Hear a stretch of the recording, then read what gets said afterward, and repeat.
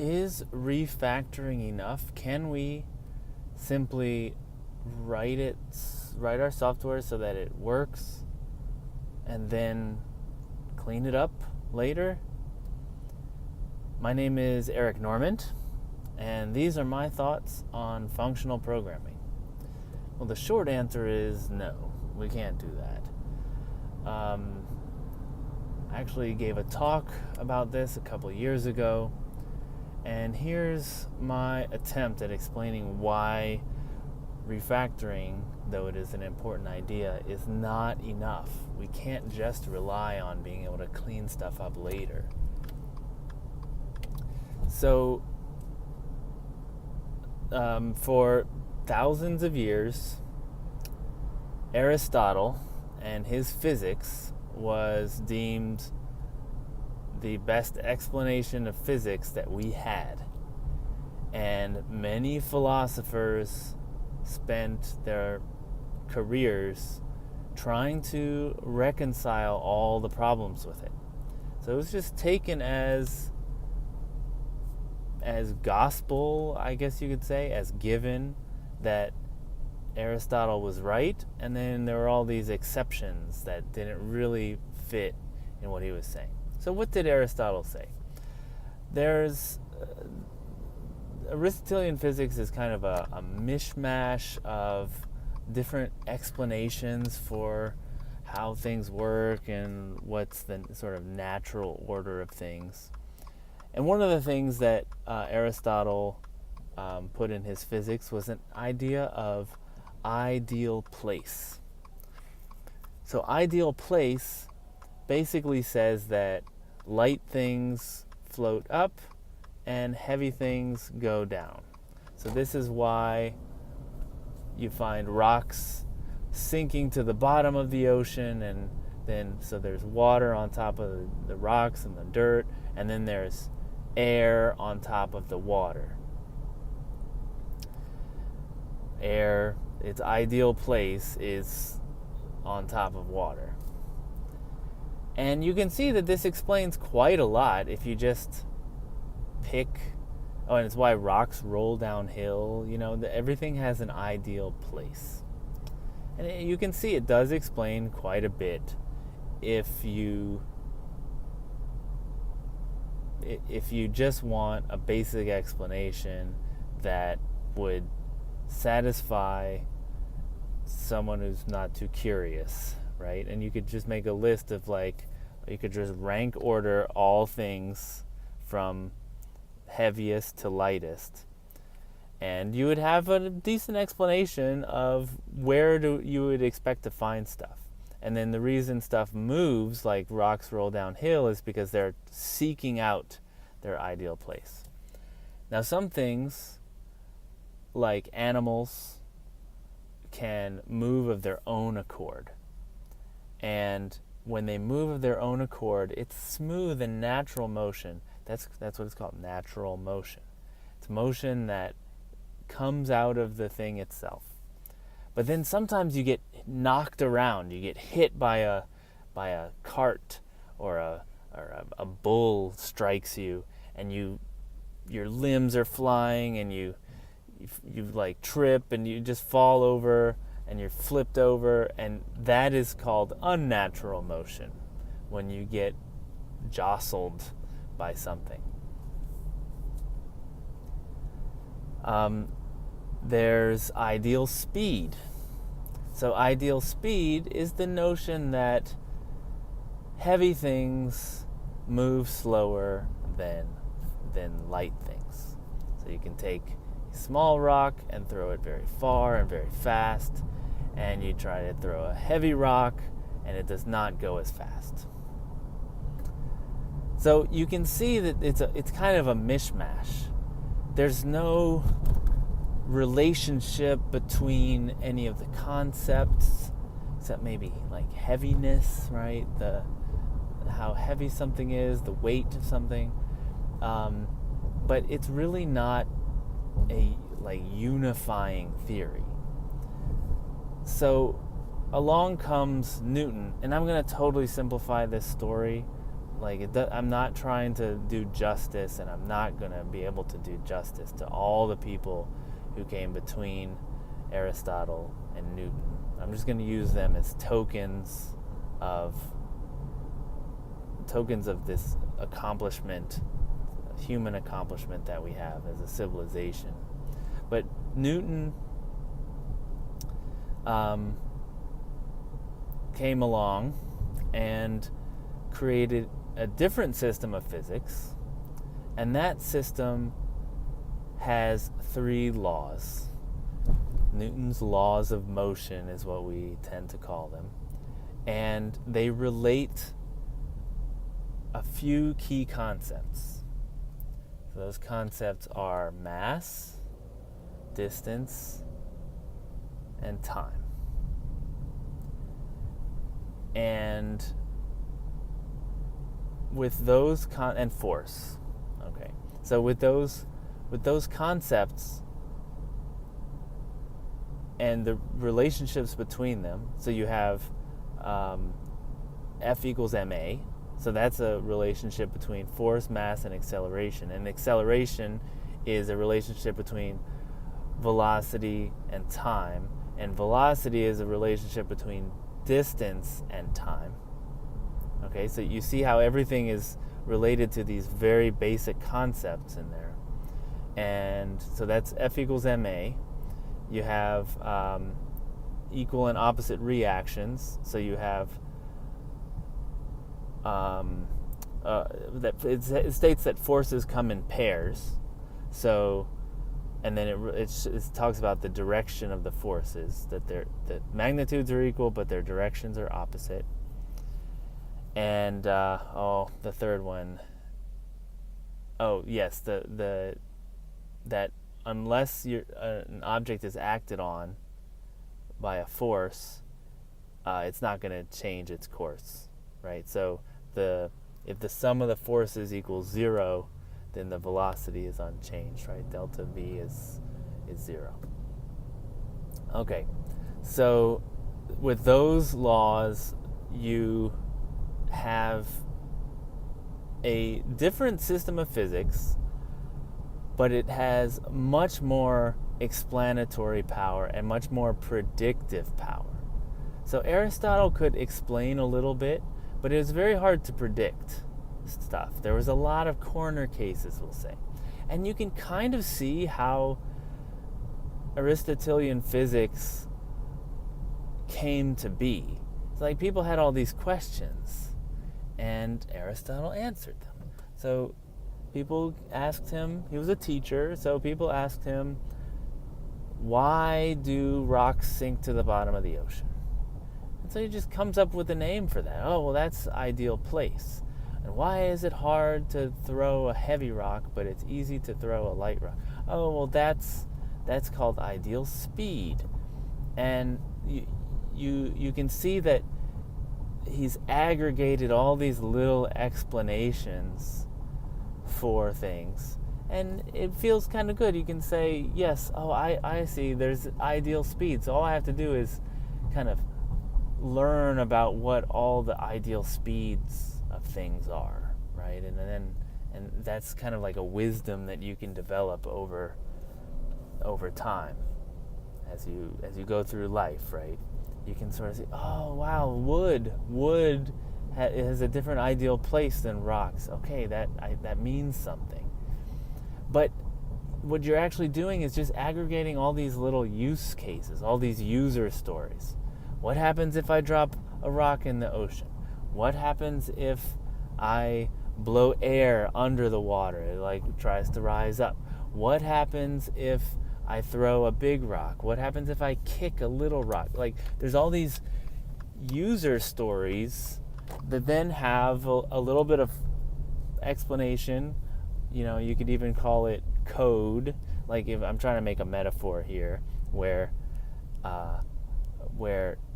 in modern agile software development, we tend to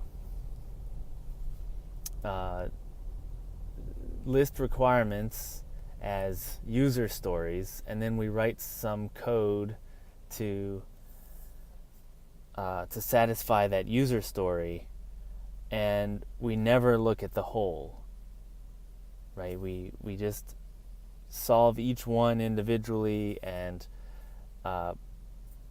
we somehow still make software, right? But what we're doing is what Aristotle did. And like I said before, people spent thousands of years dealing with all the corner cases. The corner cases of like why wood, a big piece of wood which is heavy, doesn't sink, right? It's heavy like a rock, but it doesn't sink. It's because it's not about weight, right? We know that now, but for a long time that was a very difficult problem. There's all sorts of issues with all the different concepts and how they work for sort of the average case, but then on the edges there's all these issues where they don't work. And that was the main job of a physicist back then. It was to like try to reason your way through why things still make sense even when they're clearly inferior or they were clearly not working right. Okay, so Newton's, on the other hand, Newton's physics, laws of motion, is very elegant. It's a handful of concepts. All of them are measurable. Other concepts are defined in terms of them. So it's kind of like an axiomatic system. And those concepts are related in a few very succinct algebraic formulas. You can use calculus too, to show how they interrelate, and these are called the laws of the theory. And it has a ton of explanatory power. And the another thing is that the exceptions are choices that you make. So you might say, well, I'm going to ignore friction. Even though I could model it in the problem as a force, I'm going to ignore friction on this problem because I know it's going to be insignificant. And so you're choosing to ignore stuff in this model.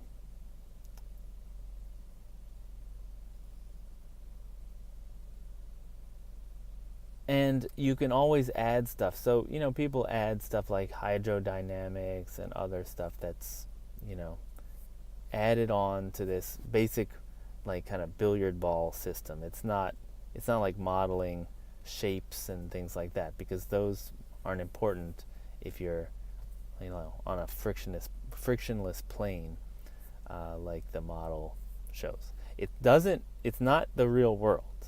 That's for sure. It is an idealized system that still has a lot of explanatory power. Okay, so all of that is to say that you cannot refactor Aristotle into Newton. Newton is not just a cleaned up, let's organize the code, rename things, and make it clearer, make it beautiful, clean code. No. It is a totally different model that is incompatible at a fundamental level.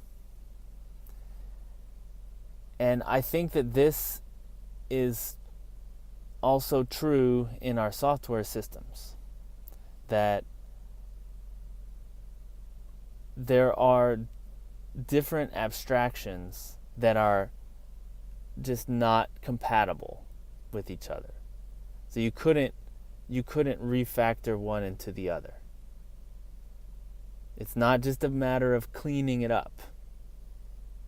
So refactoring, which is defined as changing the structure of your code without changing the behavior, you need to change the behavior of your code to move from something like Aristotle to something like Newton. And what that tells me is that the choice of abstraction is much more important than having clean code. Because cleaning up code, we know how to do that. It's just, moving stuff around, it's renaming stuff, it's making it neater, we just clean it up. But changing the behavior is a totally different animal. And it requires, especially if your abstraction is like deep in the core of your software, changing the abstraction will require a lot of surgery. Like, it will not be easy. You're going to have to be pinching off arteries that are gushing, and it's not going to be an easy task. So my whole thing is that, like I had in the last episode, the core abstraction is something that can give you a business advantage. And it's not something that you can just arrive at with a million user stories, even if they're the right user stories. User stories might be good for modifying existing software that has good abstractions at the core, because what you're doing is simply adding on different UI elements or changing the UI. But if you've got the wrong abstractions at the core, you're not going to be able to capture that advantage. You're not going to be able to clean up what you've got to make it more like what you're looking for. And what you really need is some kind of leap, like from Aristotle to Newton, where you've got something that's a mishmash of concepts with it's mostly corner cases, to a unified model, so that you can actually rely on it. And something as simple as possible to give you the properties that you need to solve your problem. All right. Tell me what you think, if you agree that this is an interesting idea, or if I'm simply making an analogy between two things that aren't really related. To me, this is the main thing that I like doing, is going in, figuring out where the abstraction is, what's the important stuff, what properties need to be preserved, and creating a model in the software that is elegant, because everything's just going to be piled on top of it. And so how do you do that? How do you get in there? How do you extract out this model it's really from the domain. You don't extract it out from the software. Like I said, you can't just clean it up. You have to come in, use the version they have as a prototype. Consider it like, okay, you've proven that there's a market, you've proven that this is possible to do, but let's learn a little more about the domain and really do this right the first time. Awesome. If you like what you've heard, if you don't like it, if you disagree, I really love having discussions with all my listeners. So you can contact me on Twitter. I'm at Eric Normand, and I'm also Eric at lispcast.com via email. And also like and subscribe, share with your friends, because sharing is caring. All right, see you later.